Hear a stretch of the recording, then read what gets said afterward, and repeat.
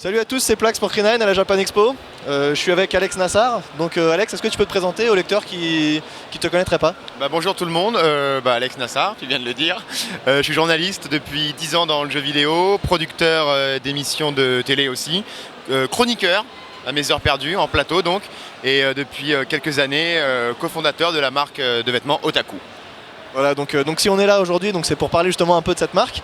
Donc est-ce que tu peux nous dire un peu plus de quoi c'est parti, comment c'est venu, etc. C'est parti comme bien souvent d'une idée à la con avec des potes dans une soirée un peu trop alcoolisée où on s'est dit on adore la mode, on adore les jeux vidéo, on ne trouve pas grand chose finalement dans cette thématique jeux vidéo à se mettre sur le dos pour revendiquer haut et fort notre statut de gamer. Donc on s'est dit viens, on fait une marque de jeux vidéo. Et on l'a fait et du coup on passe nos week-ends sur les conventions maintenant. Voilà. Et donc ça va, ça marche plutôt bien. J'ai vu qu'il y a une nouvelle collection qui est sortie il n'y a pas très longtemps. Ouais, ça marche plutôt bien. En fait, on sort des collections 2 fois par an. On est vraiment sur le même modèle que les marques de fringues classiques. Donc on sort une collection printemps-été, une collection automne-hiver. Et ouais, ça marche bien. On a fondé ça en 2007. On a commencé tout petit avec des productions minuscules. Et on a commencé qu'avec des t-shirts. Et puis maintenant, on fait aussi des sweatshirts, on fait des teddy. On a lancé notre première gamme pour les filles, qui est encore minuscule, mais qui va prendre de l'ampleur au fil des collections, on l'espère. Et donc ça grandit gentiment et voilà. C'est pas notre gagne-pain, ni à mes associés, ni à moi.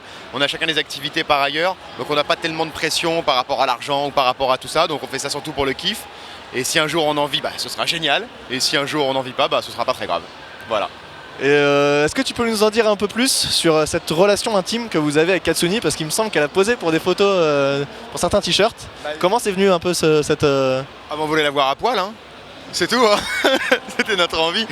Non mais sérieusement, en plus c'est ça. Non mais Katsuni, je la connais parce que c'était la copine d'un très bon pote à moi, donc on a pas mal traîné ensemble et tout. Donc passer le premier effet qui se coule, qui est de se dire la vache, c'est quand même la porn star ultime devant moi, parce qu'on la connaît tous, hein, faut arrêter de se mentir.